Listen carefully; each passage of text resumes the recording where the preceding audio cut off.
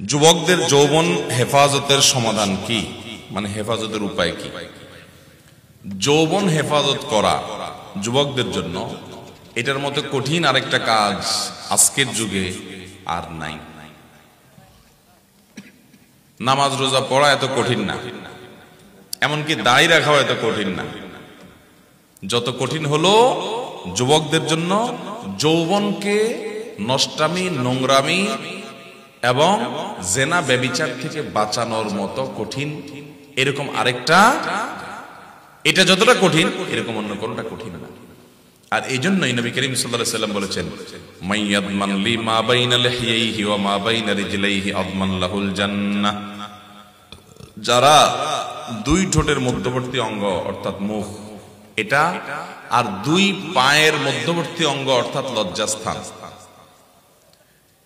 এই দুইটা জিনিস অর্থাৎ তার চরিত্র এবং তার জবান, এই দুইটার দায়িত্ব যারা নিতে পারবে, নবী করিম সাল্লাল্লাহু আলাইহি ওয়াসাল্লাম বলেছেন, আমি তাদের জন্য জান্নাতের দায়িত্ব নিয়ে নিলাম। তুমি তোমার এই দুইটাকে কন্ট্রোল করো, জীবনে কখনো এগুলোতে কালিমা লাগতে দিও না, এগুলো দিয়ে কোনো পাপ অপরাধ করিও না, হারাম রিলেশন করিও না, কোনো মেয়ের সাথে অবৈধ বিবাহ বহির্ভূত সম্পর্ক, হারাম সম্পর্ক, রিলেশন যেটাকে তোমরা প্রেম বলো, এই জাতীয় সম্পর্ক করিও না। তাহলে নবী সাল্লাল্লাহু আলাইহি ওয়াসাল্লাম বলেছেন, আমি জান্নাতের দায়িত্ব নিয়ে নিলাম তোমার জন্য। যুবক ভাইয়েরা, উপায় কি?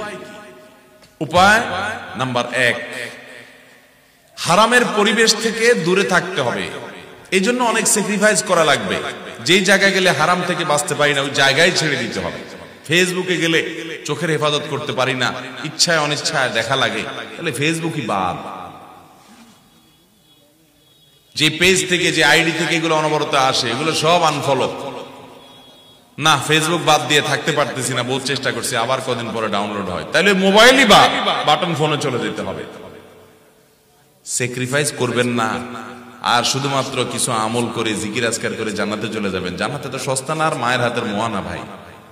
হারাম থেকে বাঁচার জন্য সংকল্প করতে, যে যুবক নিজেকে হারাম থেকে বাঁচার জন্য চেষ্টা করে বাঁচাতে পারে না, আমি নাম দেই, এটা হলো ঢিলা যুবক। ঢিলা ডাইরেক্ট, যে যেখানে মেয়ে মানুষ দেখছে সেখানে কাইতে হয়ে গেছে, ভিডিও একটা দেখছে তো পাগলের মতো দেখা শুরু করছে ফেলফেল করে, এটা ডাইরেক্ট রোগীর মতো হয়ে গেছে।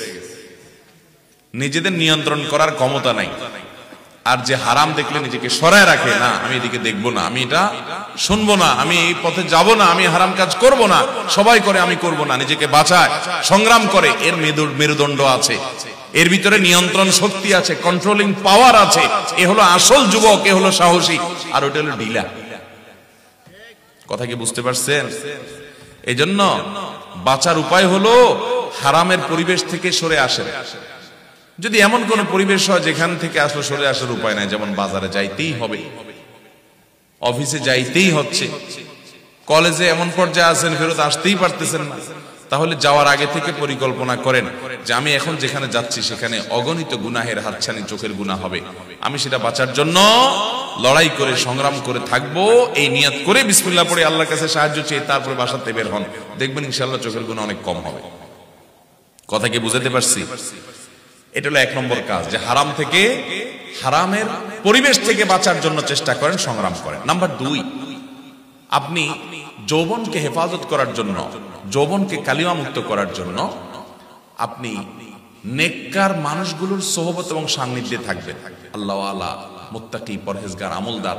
এক ব্যক্তি নবী করিম সাল্লাল্লাহু আলাইহি ওয়াসাল্লামের কাছে এসে বলছে, ইয়া রাসূলুল্লাহ, আমি জেনা করতে চাই, মেয়েদেরকে দেখলাম আর জেনা করতে মনে চায়, আমি জেনা করতে চাই, জেনা তো ইসলামে জায়েজ না, এখন করতে গেলে তো আপনার নিষেধাজ্ঞার কারণে মুসলমান, আমি করতেও পারি না, আপনি আমাকে দেখেন পারমিশন দিতে পারেন কিনা, যে আমার জন্য হালাল হয় কিনা, তাহলে আমি করতে চাই। দেখেন সাহাবী কোন অপরাধের কথা মনে আসলে, আমরা হলে তো বলতাম না, হুজুরের সামনে যে ফেরেশতা সাজতাম, তাই না? তাদের মনের সব সমস্যার কথা তারা নবীজিকে বলতেন, নবীজি সাল্লাল্লাহু আলাইহি ওয়াসাল্লাম তাদেরকে ট্রিটমেন্ট করতেন, সমাধান দিতেন। তখন নবী সাল্লাল্লাহু আলাইহি ওয়াসাল্লাম কিছু সময় তাকে সাথে রাখলেন, তাকে একটু বোঝালেন, এরপর তিনি বললেন, ইয়া রাসূলুল্লাহ, আমার মনে জেনার কোনো আকাঙ্ক্ষা আর নাই। এই জন্য নেককার, মুত্তাকি, পরহেজগারদের সাক্ষাতে, সান্নিধ্যে যত বেশি থাকবেন, তত দেখবেন আপনি এই গুনাহগুলো থেকে বাঁচতে পারছেন, যৌবনকে হেফাজত করতে পারছেন। আমি প্রায়শই বলি, সোনার হরিণ পাওয়া, আলাদিনের চেরাগ পাওয়া যত কঠিন, এই যুগে সেই যুবক যুবতী পাওয়া তার চাইতে কঠিন যে যুবক যুবতীর যৌবনে কোনো কালিমা লাগে না, পুরো যৌবন পার করছে, বুকে হাত দিয়ে বলতে পারবে যে হ্যাঁ, কোন মেয়ের সাথে কখনো হারাম সম্পর্ক করি নাই, হারাম সংস্পর্শে যাই নাই, চরিত্রকে বাঁচাতে পারছি, এরকম যুবকের পরিমাণ একেবারেই কম। নাই বললে ভুল হবে, আছে, পরিমাণে অনেক কম, সোনার পরিমাণ। আল্লাহ তাআলা আমাদেরকে সেই সোনার হরিণ হওয়ার তৌফিক দান করুন। সেই সাথে ভাই আরেকটা দোয়াও করবেন আল্লাহ তাআলার কাছে। কি করবেন? দোয়া করবেন আল্লাহ তাআলার কাছে। দোয়া কি? দোয়া হলো আল্লাহুম্মা ইন্নী আউযু বিকা মিনাল ফিতানি মা যাহারা মিনহা ওয়া মা বাতান। আল্লাহ, আপনার কাছে আমরা পানাহ চাই, ফিতনা থেকে পানাহ চাই, মেয়েদের ফিতনা থেকে, নানামুখী ফিতনা থেকে পানাহ চাই। নামাজের শেষ বৈঠকে নবীজি সাল্লাল্লাহু আলাইহি ওয়াসাল্লাম একটা দোয়া পড়তেন, আল্লাহুম্মা ইন্নী আউযু বিকা মিন আযাবি জাহান্নাম ওয়া মিন আযাবিল কবর ওয়া আউযু বিকা মিন ফিতনাতিল মাহইয়া ওয়াল মামাত ওয়া আউযু বিকা মিন শাররি ফিতনাতিল মাসীহিদ দাজ্জাল। আল্লাহ, জীবন এবং মরণের সব ফিতনা থেকে পানাহ চাই। এগুলা ফিতনা ভাই, ঈমান ধ্বংস করার জন্য হাজারটা কাঁটা আসবে কিয়ামতের আগে। আল্লাহ তাআলা আমাদেরকে সেগুলো থেকে বেঁচে থাকার তৌফিক দান করুন। চেষ্টা করব তো সবাই ইনশাআল্লাহ।